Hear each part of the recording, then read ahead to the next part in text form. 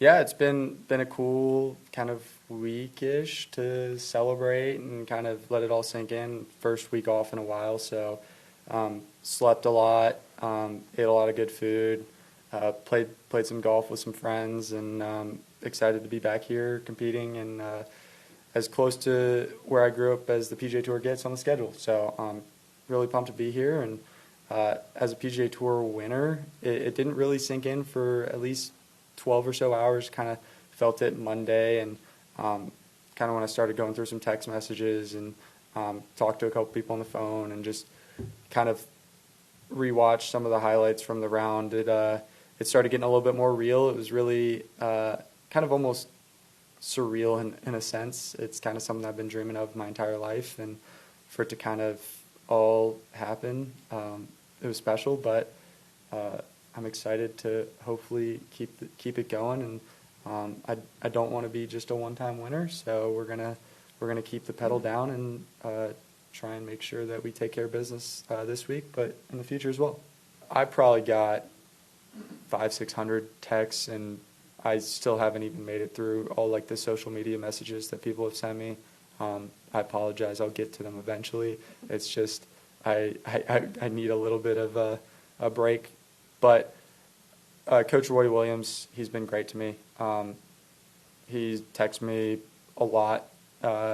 Sometimes like when I play bad, sometimes when I play good. But I know he's always rooting for me. He's been in my corner for years and years and years, and he gives me a lot of really good kind of like wisdom about, it's not always about the first time you get there. It's not always about the second time. It's about perseverance, trusting yourself, and continue doing what you're doing because you're on the right path. So he's been great to me, but it's always nice when that message pops up, and he always signs it Coach Roy Williams. Like I don't know who it is, but no, he's been great to me and everyone in Carolina, but the golf team, everyone that he comes across, he's truly the best of the best. And I guess you also got some encouragement from a former teammate before Barracuda. Could you talk about what that text? Well, he decided to just walk in and crash the press conference here. Yeah, Ben Griffin here, PGA Tour comms intern. Just first and foremost, great answer to 2 questions ago. I know you're probably super nervous here in the media center for the first time leading into a PGA Tour event. Just wanted to ask if there's anyone you could credit towards your Barracuda Championship first PGA Tour victory. Yeah, I'm actually sweating up here. I'm so nervous. Maybe it's 100 degrees outside, but it also might be. It's very comfortable in here right now. I'm getting the light reflection off your sunglasses into my face. So, there is someone that told me to play the Barracuda instead of going to the Open Championship, and I'd like to credit him a great deal. He'll remain nameless because, on account of anonymity and, protecting the field and stuff like that. I think that's the way he'd want it to be. But, if he's so inclined, I will treat him to dinner on a Wednesday night of his choosing. Yeah, that leads perfect into this next question, I guess, just about preparing for golf tournaments. I think you and Mike had to do something. He's going to ask you a question. I heard about a tradition that started earlier this year on Wednesdays you might do with somebody. Can you talk about that? Yeah. There's a guy named Alex.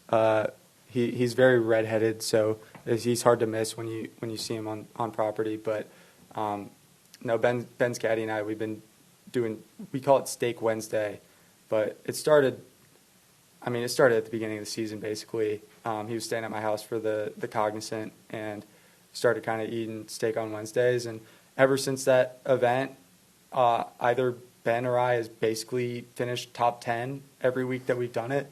So we kind of kept it going just out of superstition.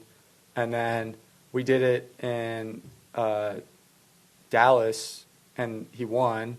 I think we did it in New Orleans too, and he won. So, I think I'd like a little credit for making Alex well-fed. Who pays for those dinners typically? How does the pay structure work? So the pay structure is if I make more money than Alex and the given week, I pay. But if Alex makes more money than me, which unfortunately has happened, twice now. In a given week, he gets to pay. So, thank you for a couple free meals because you played so well. But I think I was a little bit bummed at Memorial this year when you didn't close the deal because I made like $4,000 more than him that week. So then I was on the hook for dinner the next week. So, try and win Memorial next year.